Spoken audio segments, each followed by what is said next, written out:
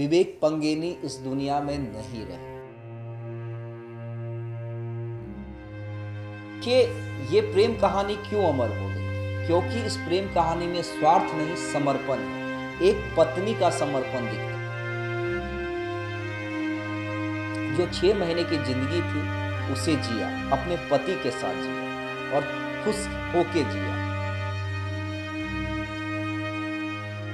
लेकिन 10 साल के बाद अचानक ये पता चलता है कि सृजना के पति विवेक को ब्रेन ट्यूमर है, 4थे स्टेज का कैंसर है। विवेक का जब इलाज चल रहा था तो सृजना ने अपने बाल तक कटवा दिए।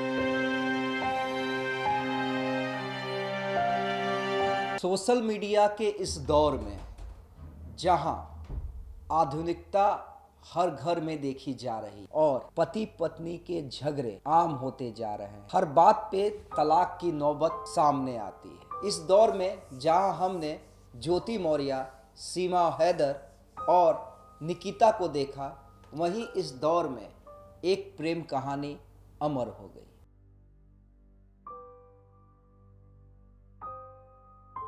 जी हाँ, हम बात कर रहे हैं सृजना सुवेदी और विवेक पंगेनी के अमर प्रेम कहानी। जी हाँ, देखिए, आप सभी लोग जानते हैं कि अब विवेक पंगेनी इस दुनिया में नहीं रहे। सृजना, जो उनकी धर्म पत्नी है, वो आज चर्चा का विषय बनी हुई है। देखिए, सृजना की चर्चा क्यों हो रही है?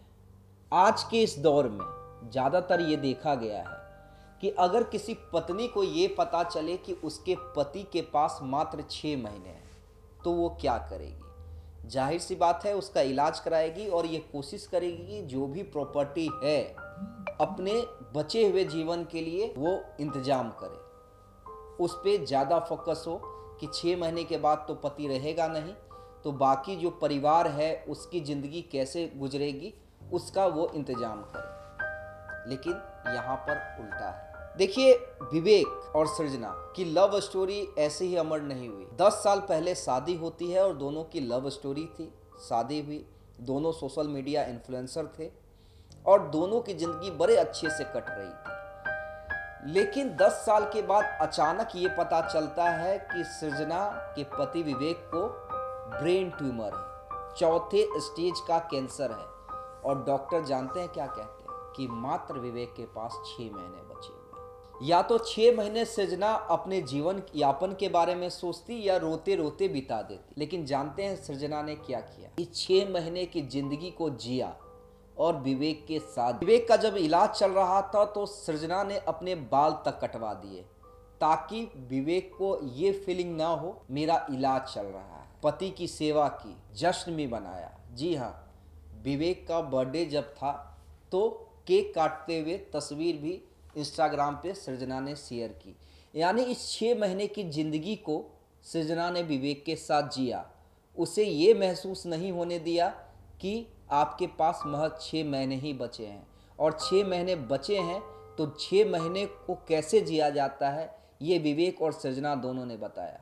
देखिए, आपको एक पिक्चर याद होगी, पुरानी मूवी है लेकिन सुपर हिट रही थी, आनंद, जिसमें बॉलीवुड के 2 सुपरस्टार राजेश खन्ना और अमिताभ बच्चन ने काम किया था। आनंद मूवी की शुरुआत में ही राजेश खन्ना को ये पता चल जाता है कि उनके पास महज कुछ महीने ही बचे हुए हैं, लेकिन वो जिंदगी जीते हैं, दूसरों को हंसाने के लिए जिंदगी जीते हैं।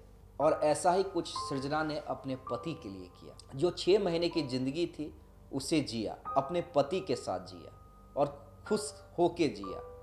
कभी ये फीलिंग नहीं होने दी कि हाँ, आपकी ज़िंदगी महज अब 6 महीने की है, आपकी ज़िंदगी ख़त्म होने। देखिए, आज के दौर में जैसा कि मैंने शुरुआत से ही कहा, जहाँ पे हमारे देश में सीमा हैदर हैं, अंजू हैं, निकिता है, अतुल सुभाष की पत्नी, जहाँ पर हमारे देश में ज्योति मौर्य जैसी पत्नी है, जो पढ़ाई लिखाई के बाद, वो भी पति के पैसे से पढ़ाई लिखाई के बाद जब एसडीएम बनती हैं तो अपने पति को छोड़ देती हैं। वहाँ हमारे इस समाज में सृजना भी है और इसलिए कहा जा रहा है कि सृजना आज की सावित्री है। कि ये प्रेम कहानी क्यों अमर हो गई? क्योंकि इस प्रेम कहानी में स्वार्थ नहीं, समर्पण है।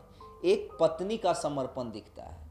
देखिए, आज के दौर में हम पत्नियों की बात क्यों करें, कुछ पति भी ऐसे हैं जो अपनी पत्नी का महत्व नहीं समझ। जी हाँ, कहा यह जाता है कि अगर आपकी पत्नी सही है तो मरते दम तक कोई निभाए या ना निभाए, पत्नी जरूर निभाएगी। जी हाँ, आपका संतान आपका साथ छोड़ देगा, पूरा समाज आपका साथ छोड़ देगा, लेकिन पत्नी आपका साथ नहीं छोड़ेगी।